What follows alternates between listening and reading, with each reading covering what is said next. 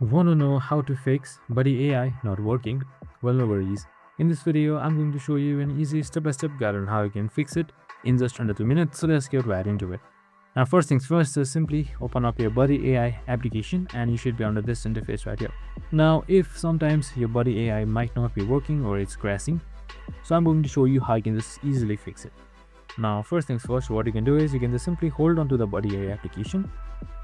You can just simply towards its app info, and on the bottom right side you should be seeing clear data or clear cache right here, just symbols like that.